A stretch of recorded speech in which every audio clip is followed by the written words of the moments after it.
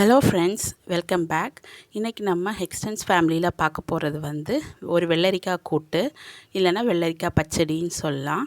இது செய்கிறதுக்கு நான் வந்து பெரிய சைஸ் வெள்ளரிக்காய் எடுத்துருக்கிறேன். அதை வந்து இந்த மாதிரி சின்ன சின்ன சைஸாக வெட்டி எடுத்துக்கலாம்.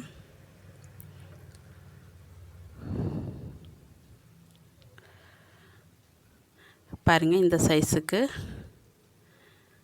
சின்ன சின்ன பீஸாக வெட்டி எல்லா வெள்ளரிக்காயும் எடுத்துக்கலாம்.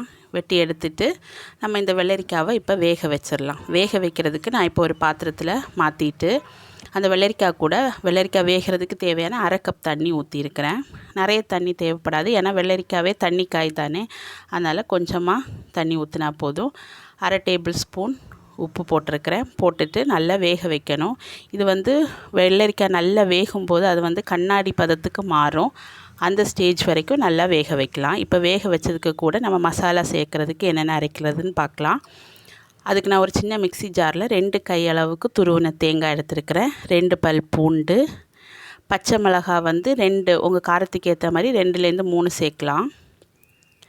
அப்புறம் ஒரு கைப்பிடி கருவேப்பிலை, 1/4 டீஸ்பூன் கடுகு.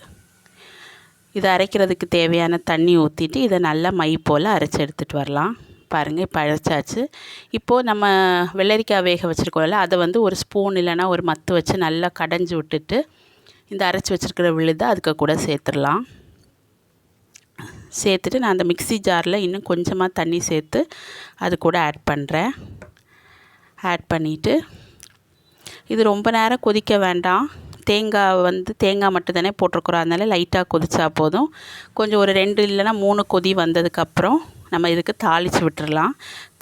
தாளிக்கிறதுக்கு 1 டேபிள் ஸ்பூன் எண்ணெய் ஆட் பண்ணிக்கோங்க. அதுக்கு கூட 1/4 டீஸ்பூன் கடுகு, 2லேருந்து 4 சின்ன வெங்காயம் சின்ன சின்னதாக நறுக்கி போட்டுக்கோங்க.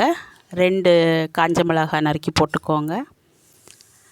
கடுகு நல்லா பொரிஞ்ச உடனே அது கூடவே ஒரு கொத்து கருவேப்பிலை சேர்த்து நம்ம இப்போ அந்த வேக வச்சுருக்கிற வெள்ளரிக்காயில் போட்டுடலாம்.